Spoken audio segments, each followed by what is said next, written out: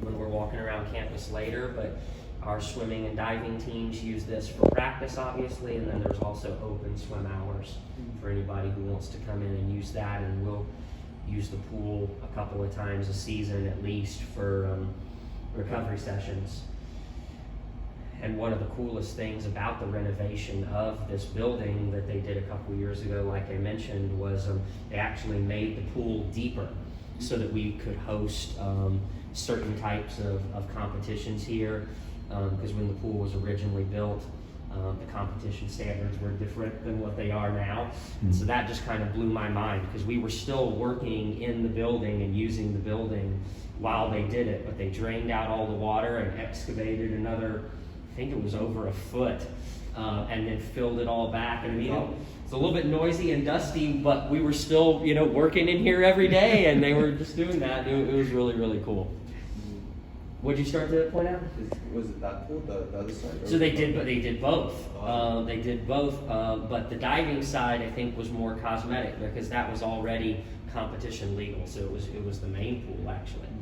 But yeah, on that side, I mean, I don't know what a diving is like 15 or 20 feet deep, but our diving team is coached by a legendary dive coach who's produced a lot of national team level divers.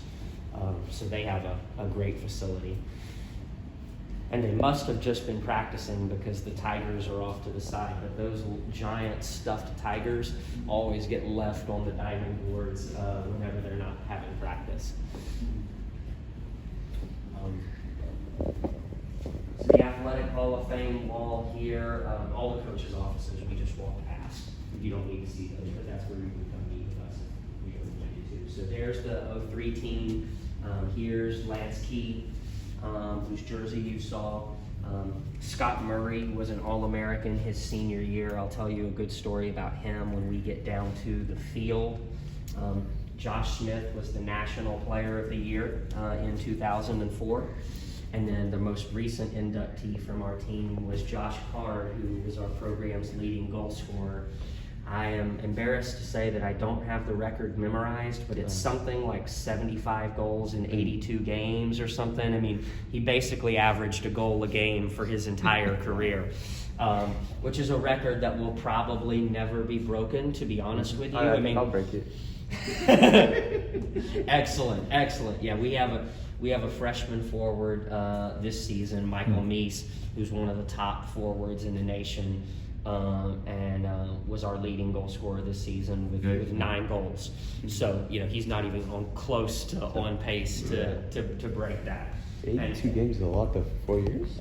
Well, you play about 20 games a season. You'll play more if you go in the conference tournament and the NCAA tournament like we do. So if you have like an 18-game regular season and then 2 games in the conference tournament, and then hopefully you advance fairly deep in the NCAA, that's how that can happen. So we're not going to actually be able to walk in this facility, which I normally would take you in.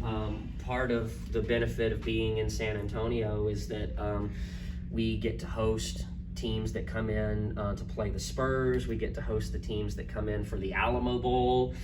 So obviously tomorrow night the Alamo Bowl is here, and we are hosting the University of Oregon's football team this week. So they're training on our stadium and using our weight room.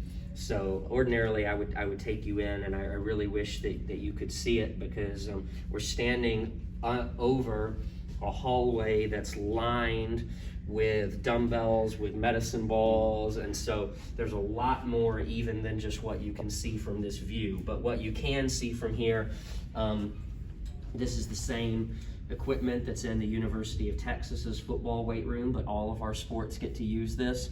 We have a full-time strength coach, Daniel Martinez, who you just saw walk into his office there. But he does a great job with sport-specific programming for all of our teams. You can see there's screens throughout, so you can put the workouts up on the screen so that you're not having to keep track of a sheet of paper or anything. And you can do pretty much your entire workout at each rack. You can lift inside or outside of the rack, so you can fix those levers on the outside and lock them in if you're gonna lift there, or you can unfix them and then they work as jammer arms. inside you actually have 4 bars. You have the black bar, which is a utility bar that you can use for anything.